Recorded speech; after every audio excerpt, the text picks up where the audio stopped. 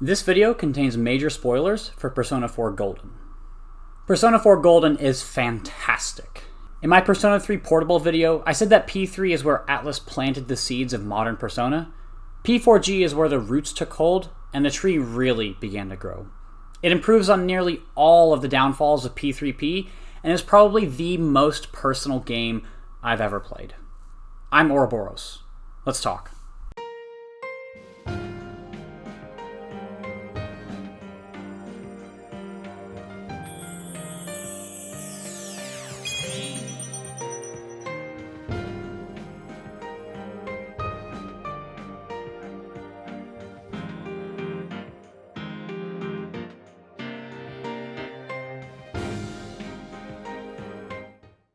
P4G is set up like the other Persona games. During the day, you'll play through a normal life sim of a high school student in the small country town of Inaba. You'll go to class, hang out with friends, work part-time jobs, but at night, you'll work with the rest of the investigation team. There's a rumor going around town of something called the Midnight Channel. Apparently, if you stare into a blank TV on a rainy day at midnight, you'll be shown your soulmate. However, that's only half the truth. A serial killer is on the loose in Inaba, and people who appear on the Midnight Channel will be found dead days later, their bodies strewn across power lines. Since you're living with your uncle, who's the lead detective on the case, you know that the police are struggling to find any leads on the case. However, you learn one night that there is another world inside the TV that only you, and presumably the murderer, can enter. You and your friends decide that the only way to stop the murders is to go in yourselves, into the world of shadows and monsters. The only way to fight in the shadow world is to awaken to your persona, a manifestation of your inner self. Anyone who enters the TV will eventually confront a shadow version of themselves. This shadow embodies all of the qualities of yourself that you hate. Naturally, people reject their shadow when confronted. But this only strengthens the shadow. Only by accepting the horrible parts of yourself, the shadow, can you survive in this world and awaken to your persona. You're put on a clock, though. Anyone who is pushed into the shadow world doesn't have long until they turn up dead in the real world. After consecutive days of rain in Inaba, the shadow world will clear of its fog, and the shadows will become aggressive. If you fail to save someone when the fog clears in Inaba, they'll turn up dead. You and the rest of the investigation team take it upon yourselves to catch the serial killer and save the victims from the shadow world. I love the themes presented in this game. I think that it's the most personal game of Persona 3, 4, and 5. Accepting your death is something everyone has to do, but I imagine that most of us who have played the game won't have to experience that for a while. Rebelling against a corrupt system is great, but most of us probably haven't had to personally deal with adults who are as cartoonishly evil as most of the villains in that game. However, everyone has a part of themselves that they hate. There's no way around it. And that's why the themes of P4G resonated so strongly with me. If they didn't do the same for you, that's fine. We all have our own experiences and hardships. But I think P4G will be more relatable for the majority of players. What I love about the shadows is that they're not entirely representative of the person. That's why they say the shadow is a part of them, right? Yosuke doesn't venture into the Midnight Channel solely because it's something interesting to do. Chie doesn't hang around with Yukiko only because she's an ego boost. We all have those creeping, intrusive thoughts, but they usually don't overwhelm us. I like to think about these as a disconnect between what we know and what we feel. This is really common in people who have mental illnesses, and especially eating disorders. Take anorexia, for example. Most will know that they aren't overweight, but they feel they are. That disconnect is where the problems arise. Yosuke feels like the shadow world is a great and exciting adventure, but knows that he needs to do this or else more people are going to get killed. Internally, he knows that he can't let another person he cares for end up like Saki. Chie knows that being friends with Yukiko will make her feel needed, but knows that their friendship is deeper than that.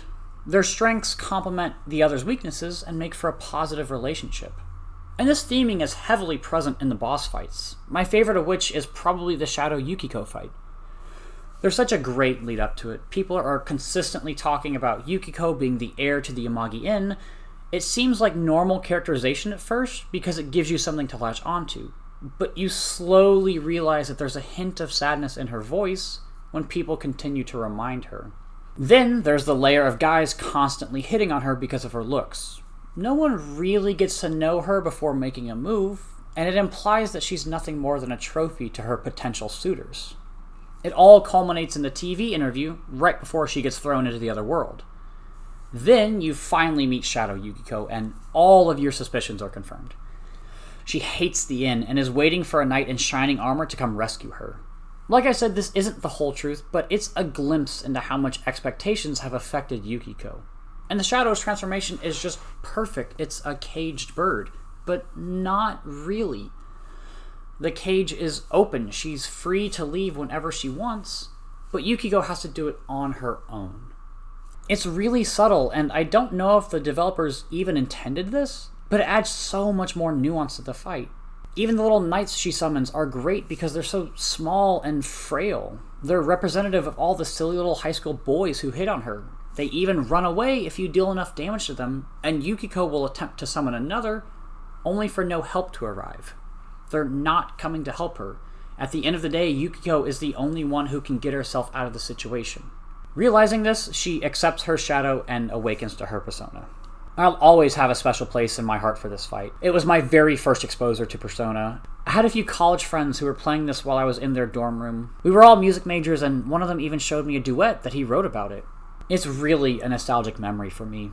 Jacob, I doubt you'll ever see this, but I really had a lot of fun that day, and thank you for introducing me to the world of Persona. Regardless, accepting yourself is only one side of the coin for this story. The other half is pursuing the truth.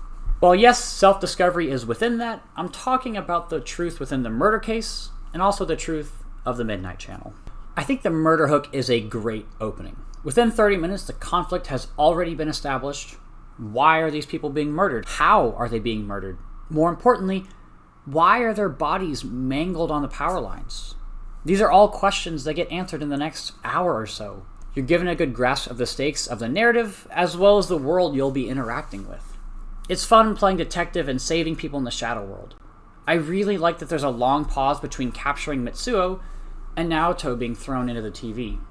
It gives a false sense of confidence that the case is solved, or rather it would if the game didn't question it so repeatedly.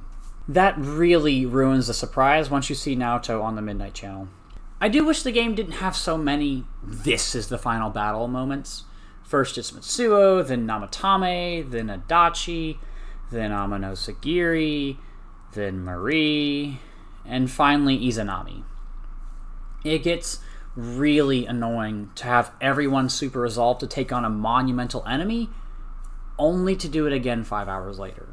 And I think Atlus realized this with the Izanami fight. They constantly mention how this is the last fight, but it's actually the real last fight this time. Which is frustrating because it feels like Atlus keeps wanting to fake us out for no reason. Or the worst scenario, they wrote themselves into a corner. Which I don't think they did, but it comes across as that. I also have a problem with all the endings the game has. I'm okay with split routes, it's one of the reasons I love Fire Emblem Three Houses, but Atlus seemed pretty determined to have you get every ending except the best one. I do love the choice to throw Namatame into the TV. In fact, I was completely on board when I got to that part. You just spent a ton of time watching Nanako slowly fall apart, and seeing her die was really heartbreaking.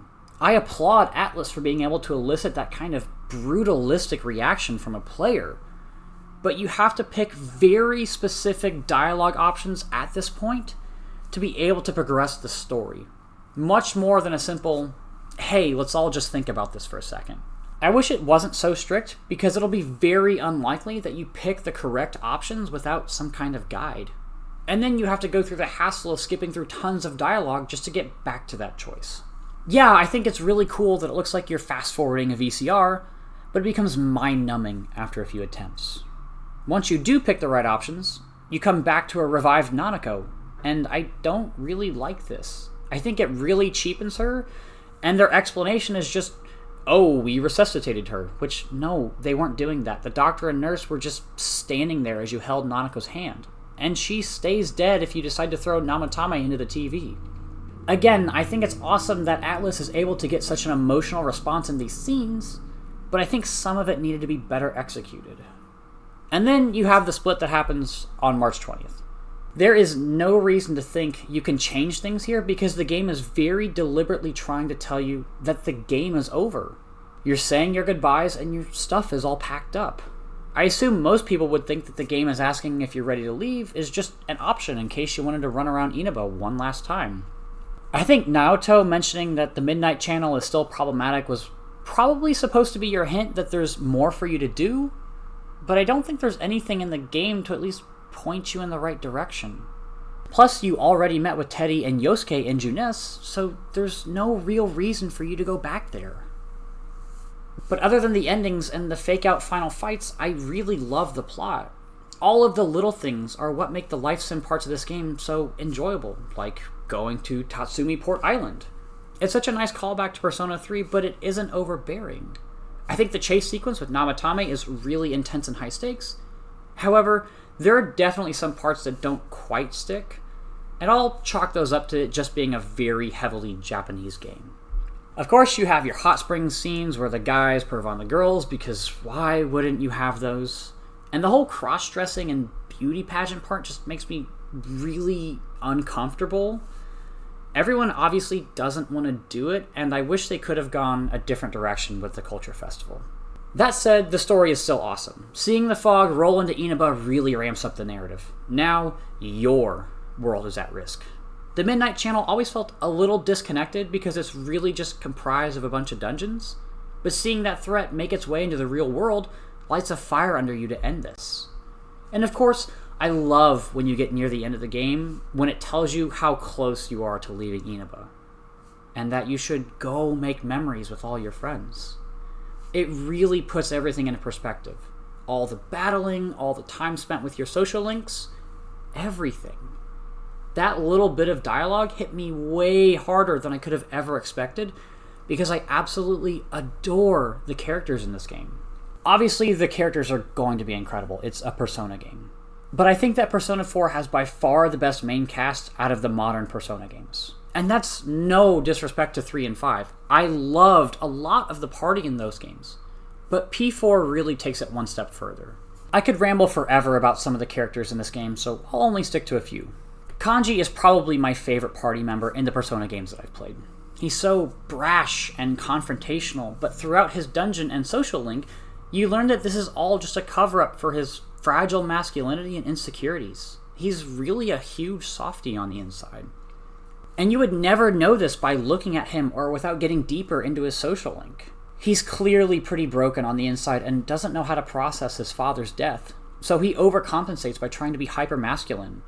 However, his true colors shine through enough to give us a pretty good glimpse into the real Kanji. His love of feminine hobbies and his love for his mother clash with his masculine facade. I loved seeing him gradually accept himself for who he was throughout the course of his social link. And him asking you to help make something for his mom at the end was just the cherry on top. He's so bashful about it. He's trying so hard to stay true to himself and pay back his mother for being a rebellious teen, but you can tell it's a change that isn't easy for him. The final payoff is seeing him at the very end of the game. He's cleaned up and finally gotten his act together. No longer a troublemaker who caused a headache for his mother. He's just Kanji. But we see this dichotomy reach its tipping point in his dungeon as he struggles with his sexuality. He was bullied by women for his hobbies and probably called gay for it, so his shadow overcompensates by surrounding himself with men. It's never directly stated whether or not Kanji is definitely gay or straight, but I was really surprised that a game released in 2008 would tackle themes like this.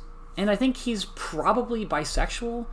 He's clearly interested in Naoto even before it's revealed that Naoto is a woman, but still continues to remain interested in her. I like seeing this big, tough guy become a mere mortal around a girl that he likes. Naoto is also a great character. She has what I like to call last character syndrome, where the last party member to be added inherently gets less development time, just because there's less time to develop them. But she still gets a ton of screen time. And like Kanji, I was so surprised by the themes tackled in her arc. When facing her shadow, she admits that she feels she can't be taken seriously because she's a young girl. And her shadow wants to fix her through a body alteration procedure. After defeating the shadow, Naoto admits that she doesn't align with her idealistic image of an ace detective, which is an older man. This is why she presents herself androgynously, and why she's okay with being called the Detective Prince. I could be wrong here, but it also seems like Naoto's voice changes throughout the course of the game. When you first meet her, it's lower, but as you go through the social link and main story, it slowly rises in pitch as you go, especially during the ski trip. It's subtle, but it shows that she's throwing away the gendered standards that she's put upon herself. And her final bit of character development comes in the ending, where she is seen clearly wearing feminine clothing, a confirmation that she is finally comfortable in her own skin. Her character arc is all about gender identity.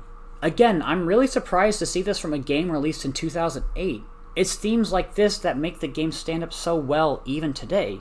In fact, I think it's probably better today than when it was released because gender and sexual identity are such a core part of political discussion today. I really love the party in this game. Their social links are so good, and there are a lot of social links in the game that are a cut above some of those in P3. For starters, the entire party all have social links. Thank God. It was such an odd choice to lock certain members behind which gender you chose in P3. They also don't have weird and obscure unlock conditions. However, they seem a little lopsided. There's such a massive incentive to progress your party's social links because you get new skills. But there are no rewards for other social links outside of the bonus experience you get for fusions. I'm okay with this. I'd rather have the focus be on the party rather than random people you meet, but it would be nice to get something from other characters. Obviously, the only exception is Marie. By maxing out her social link, you get access to Golden's additional dungeon and story, the Hollow Forest. I'm conflicted with this dungeon. On one hand, it's really nice to change up the formula and have your SP and items be limited. On the other, I would just end up finding a single weak enemy and spamming guard until my SP was refilled. I still enjoyed it, don't get me wrong, but I would have preferred a less tedious challenge. I think you should approach the dungeon like Marie would, by running away from your problems, or in this case, the shadows. Seeing the floor names and all the locations where you made memories is so tragic, and seeing the desperation in her voice and character portrait is just heartbreaking. Even the boss theme isn't hype, it's solemn and reflective. I remember getting to this part and just wanting to give Marie a hug. Why? Why do you still come? All you have to do is abandon me! I did really enjoy her social links because it's fun to see the entire party interacting with a side character. Usually it's just you and that person, but everybody is consistently involved with her. It's really minor, but I also love that her dialogue gets super compressed when she's angry with you. It just adds that little spice to her character. I don't like Margaret. I'm not a fan of the Velvet Room social links because it's basically impossible to do without a guide of some kind. And again, there's no real reward outside of bonus fusion experience. Adachi is a really disappointing social link as well. His schedule is very sporadic, and you also can't hang out with him if you've already met with somebody that day. It makes getting the optional scenes really difficult for no real reason. There's also inherent problems with the tutor social link. You unlock it so late that I didn't even feel like starting it because I wanted to level up the characters I was already invested in. Again, since you don't get any real benefit out of non-party member social links. I also think that there are too many social links available during the day and not enough at night. I would have liked to have seen a more even spread because there were a lot of times where I would have loved to hang out with somebody, but no one was really available. And I think there is a dilemma that you have to face. Time is the most valuable resource in any Persona game.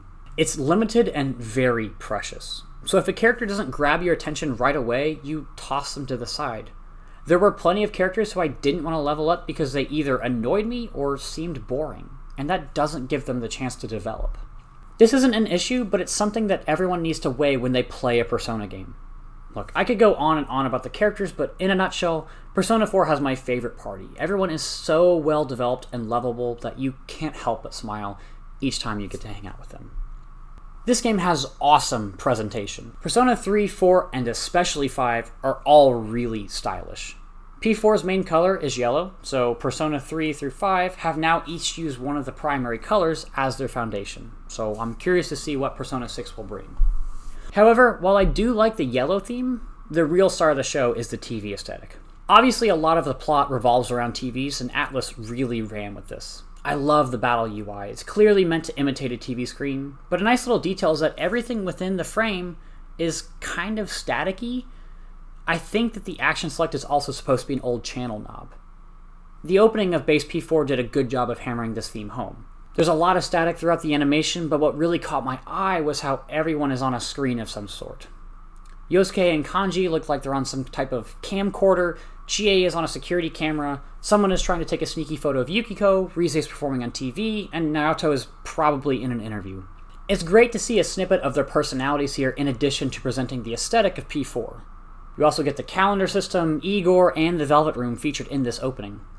We're all trapped in a maze of relationships is also great foreshadowing for the social link system. Overall, I really like the P4 base opening. However, I'm not as much of a fan of the P4G opening. I think the kind of psychedelic angle is super unique, but not really representative of the game. Yeah, you're introduced to the main cast and Marie, the new character in Golden, and the lyrics are really fitting, but outside of that, it doesn't do much to show you what the game is about. I know this is a weird criticism, but I thought I should mention it. Unrelated, but I think some of the character portraits are just odd. Miss Kashiwagi is a good example. There's just something about the angle that makes her head look an odd shape, and Namatame I think is also a good example of this. The music is really great for the most part. Hearing snowflakes during the winter months is so sad. They really hammered home the fact that you're nearing the end of your adventure. Snowflakes only on your face. A cold wind blows away the laughter from this treasure place. But in our memories it stays. I also really like I'll Face Myself during the boss fights.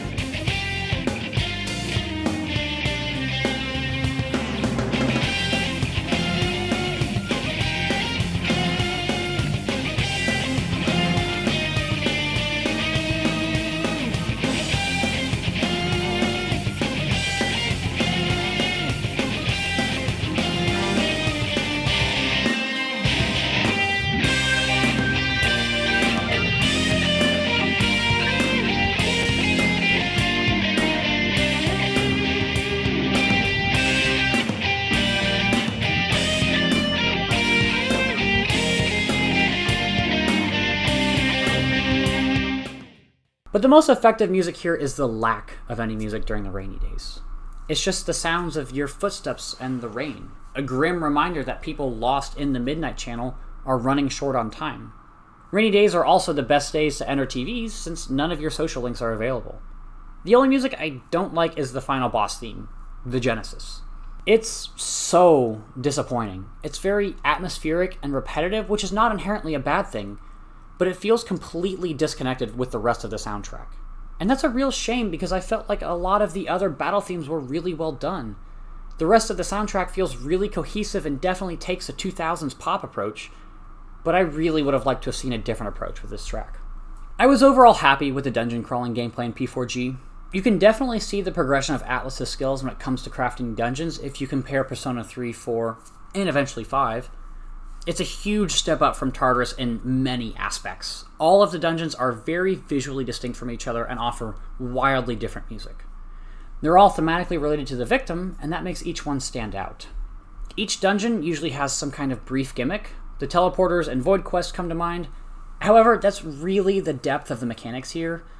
It's definitely a step in the right direction for the series, but the dungeons really just boil down to you running through hallways with a couple square rooms on each floor. I'm happy to see it progressing from P3, but remember, this game came out in 2008, 2 years after Twilight Princess, which had amazing dungeons.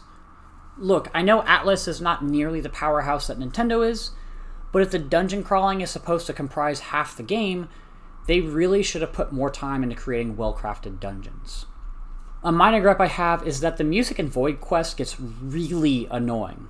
It constantly resets the beginning after each fight, so you hear the same section of 8-bit music over and over again.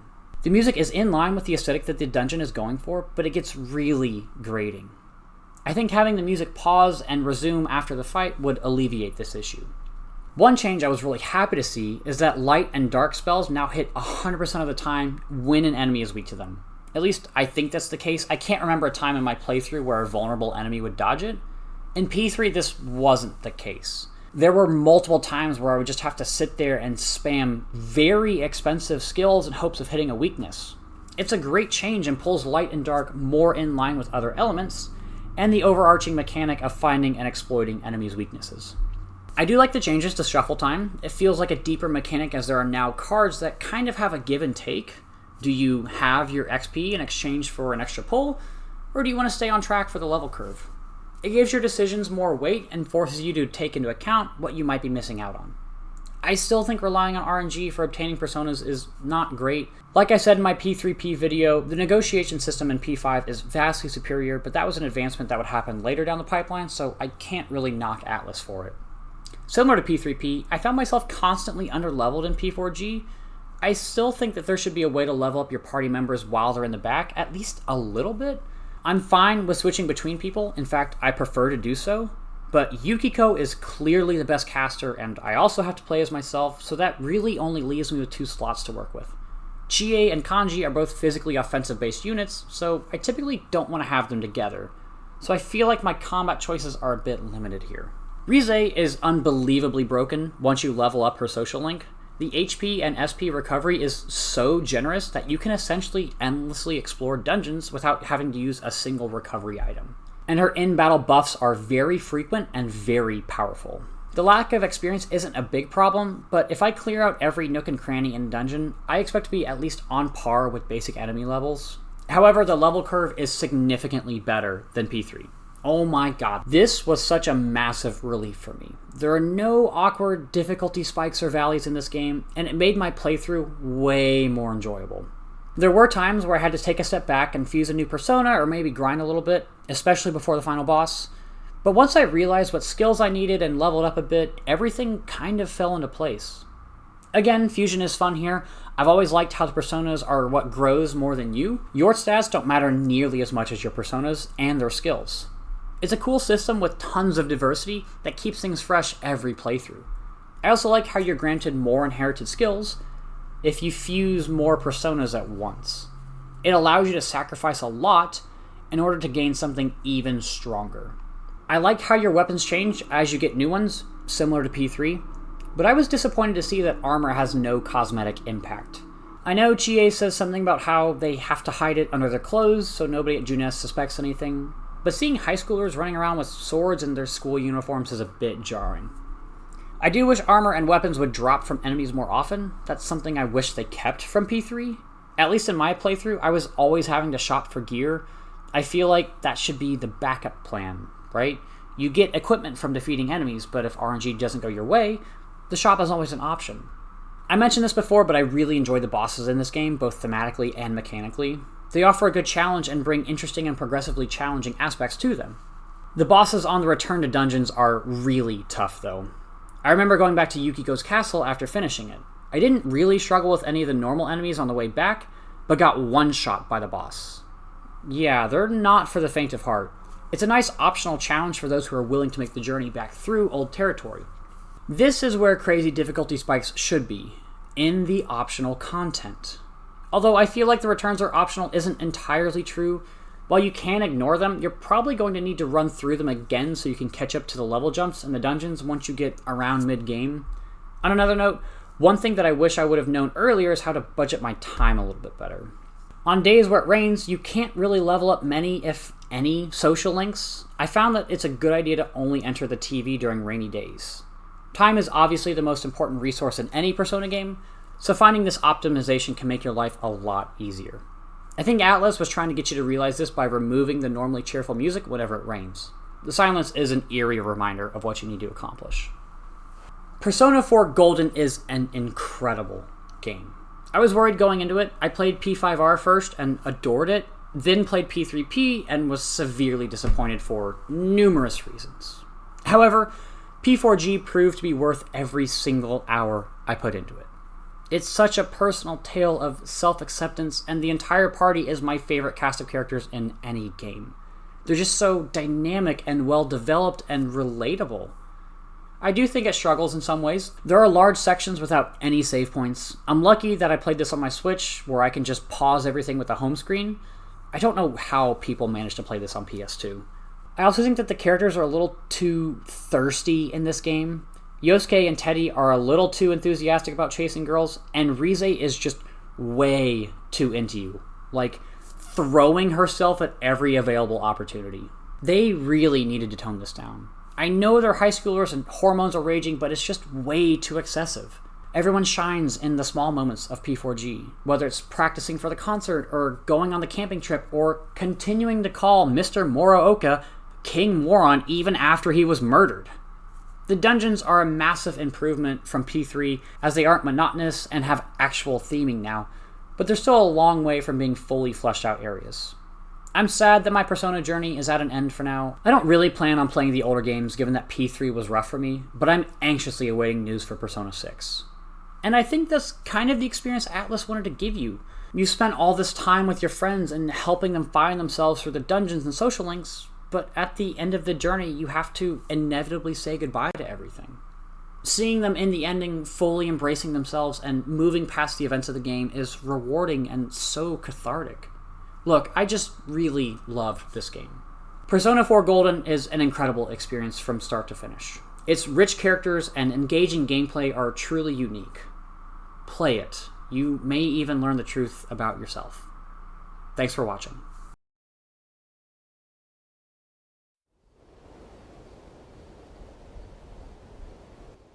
He's really gone. It's sad that he won't be around, but we will be okay, right guys? Doesn't matter how far apart we are. The bonds we've made will remain strong. Everyone's heart is connected to the people they know and trust. It's those bonds that let us all search for our purpose in life. As long as it's a purpose you believe in, there will always be someone who can help you fulfill it. You, me, and everyone else, there are no barriers. Our hearts are one, right, Sensei?